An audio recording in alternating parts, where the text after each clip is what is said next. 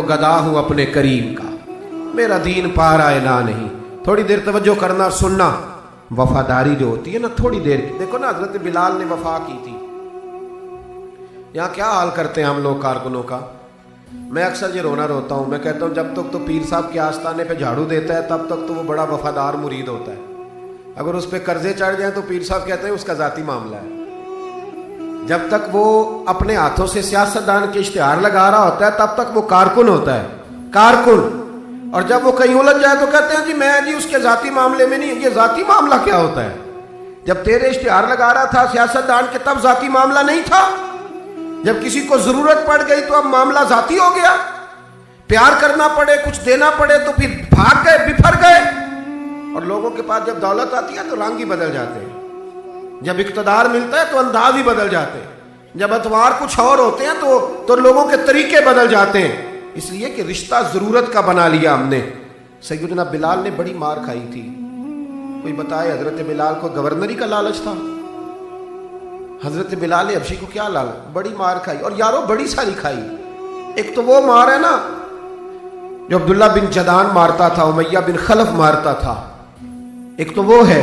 اور حضرت بلال جب دروازہ رسول پہ آئے تو بخاری مسلم میں موجود ہے، حضرت بلال نبی پاک کے مہمان آتے تھے تو خود قرضہ اٹھا کے لاتے تھے. اور ایک وقت ایسا بھی آیا کہ قرضے اتنے زیادہ آ گئے تو کہ یہودی نے کہا کہ بلال تو نے بڑے سارے پیسے قرض لیے ہوئے ہیں، تو اگر اب تو نے پیسے نہ دیے تو میں تمہیں پھر سے باندھ دوں گا. حالانکہ وہ سارے نبی کریم کے مہمانوں کے لیے قرضے لیے تھے. حضور کے ذاتی کام کیے ساری زندگی ذاتی. یارو یہ جو لوگ ہوتے ہیں یہ بڑے شاندار ہوتے ہیں، ان کو کوئی لالچ نہیں ہوتا. جن لوگوں نے اس محفل کے اشتہار لگائے ہیں ان کی تو اشتہار پہ فوٹو نہیں لگی ہوئی. لنگر کھلا رہے ہیں ان بیچاروں نے. تو وہ ایک نقیب محفل ملتان میں نا ایک دفعہ پیار چلتا ہے نا دوستوں سے، مجھے غصہ بڑا کم آتا ہے تو کبھی آ جائے تو وہ چلو آ بھی جاتا ہے. اب یہ بھی مسئلہ ہے. وہ بار بار کہہ رہے تھے لوگوں سے تسی ہاتھ نہیں چک دے، تسی بڑے بے ذوق ہو، تسی میں یاد رہو گے. میں کیا چپ کر جا، تو کوئی نظر نیاز لینی، یہ سارے مفت آئے نہیں، یہ زیادہ قیمتی ہیں، یہ فری آئے ہیں. بڑی مہربانی، اللہ آپ کو جزا. سنیں میرے بھائی، یہ دیکھیں نا جن لوگوں نے جو درخواست لے کے گیا تھا تھانے جلسے کی اجازت کی، اس کا تو نام ہی نہیں چھپا. لیکن یہ لوگ بڑے قیمتی ہوتے ہیں. ہم کرتے یہ ہیں کہ ان کو نا ہم ضائع کر دیتے ہیں. چاہیے اب ہماری مسجد میں جب محفل میلاد ہوتی ہے تو جس نے 1.5 لاکھ دیا نا وہ اسٹیج پہ بیٹھا ہے، اور جس نے سارا سال مسجد میں جھاڑو دیا اس کو میلاد والے دن کسی نے پوچھا ہی نہیں. حالانکہ اس بندے کی صدارت میں جلسہ ہونا چاہیے تھا جو روزانہ مسجد میں جھاڑو دیتا ہے. اس کی صدارت ہونی چاہیے تھی تاکہ پتہ چلے کہ رسول اللہ کے غلام میلاد کے موسم میں غریبوں کو عزت عطا کرتے ہیں. لیکن ہم نکل جاتے ہیں، ہمارا ماحول نہیں، مزاج نہیں. حضرت بلال نے نوکری کی، سارا دن نبی کریم کے کام کرتے، سارا دن. تھوڑا سا ٹائم بچ جاتا نا، کہتے حضور کوئی حکم تو نہیں؟ ملا رومی نے لکھا ہے کوئی حکم تو نہیں؟ حضور فرماتے نہیں سارے کام ہو گئے. حضور میں تھوڑی دیر کے لیے جاؤں؟ جائیں. 1 دن بھی، 2 دن بھی، 3 دن بھی. حضرت انس بن مالک کہتے ایک دن میں نے پوچھ لیا، میں نے کہا حضور یہ بلال چھٹی لے کے جاتے کہاں ہیں؟ شادی تو کی کوئی نہیں تھی ابھی، گھر تو تھا نہیں، تو یہ جو آ کے کہتے ہیں کوئی کام تو نہیں میں جاؤں؟ تو محبوب نے فرمایا جب یہ مجھ سے پوچھ کے جاتا ہے نا کوئی کام تو نہیں جاؤں، تو پھر سیدھا سیدہ فاطمہ کے گھر جاتا ہے. تھوڑی دیر بیٹھے تھی، اللہ آپ کو جزا تشریف رکھے. یہ سیدہ فاطمہ کے گھر جائیں گے، اب یہ وہاں جھاڑو دیں گے. اب بیٹھے تھی، اللہ آپ کو برکت دے، جزائے خیر، تشریف رکھیں. اللہ تعالیٰ آپ کو برکات دے، پیچھوں کے لیے مسئلہ بنتا ہے، تشریف رکھیں. اب یہ نا سیدہ فاطمہ کی چکی پیسیں گے. یعنی کوئی ٹائم بچ جاتا تو وہاں کتنی نوکری کی حضرت بلال نے، کتنی ڈیوٹی کی کہ نہیں کی. لیکن کسی عہدے کے لالچ کے لیے، کسی منصب کے لیے، کسی فوٹو کے لیے، کسی صدارت کے لیے. لیکن میرے محبوب نے بھی جب اعزاز دیا نا تو پھر کمال ہی دیا. پڑھیے ترمذی شریف. حضور آئے نا معراج سے واپس، میں جلسے سے دیر سے جاتا ہوں نا تو میری ایک بیٹی ہے، وہ جب میں نکلنے لگتا ہوں کہتی ہے آج دیر سے آئے تو دروازہ نہیں کھولنا. روز ہی دیر سے آتے ہیں، تو جب رات کو جاتا ہوں تو سب سے پہلے وہی کھولتی ہے. آ گئے آپ. اب بندہ جب سفر سے واپس جاتا ہے تو پہلے بچوں کی بات کرتا ہے، بیٹوں کی.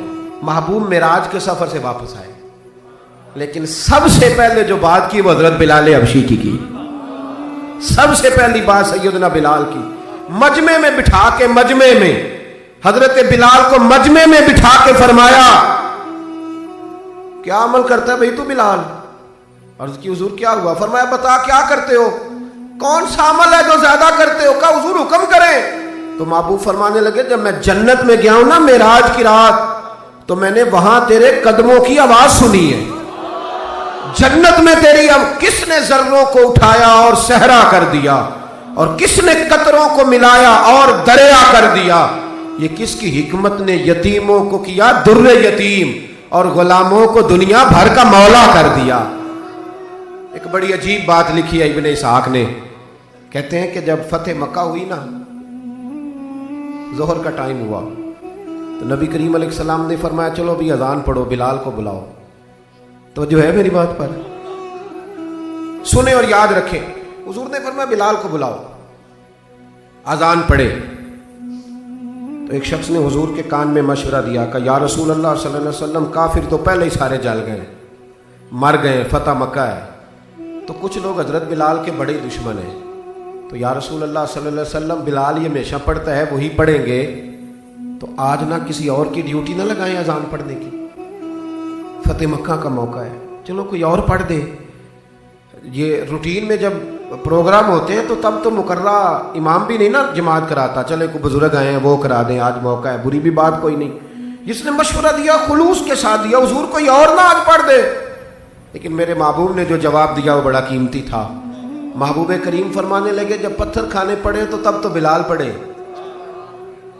اور جب بدر اور احد میں تلواریں چمکے تو تب تو بلال پڑے, اور فرمایا جب بھوک کاٹنی پڑے تب تو اذان بلال پڑے, اور آج اللہ شان عطا کرے تو کوئی اور پڑھے.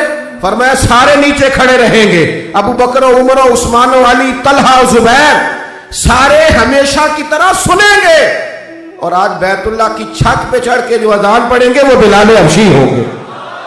میں لوگوں کو بتاؤں گا کہ وفا کے رشتے وفا کے رشتے ہی ہوتے, وفا کے رشتے وہ پانی پرن سہیلیاں رنگا رنگ کڑے, او پائیا اسی تے پڑھیا اس دا جانیے جس دا توڑ چڑھے. وفا والا رشتہ قائم کرو, وفا والا. کبھی ملا کرو, کبھی پی ایچ ڈی کر لیتے ہو نا تو کبھی میٹرک والے پرائمری والے استاد سے بھی جا کے ملا کرو.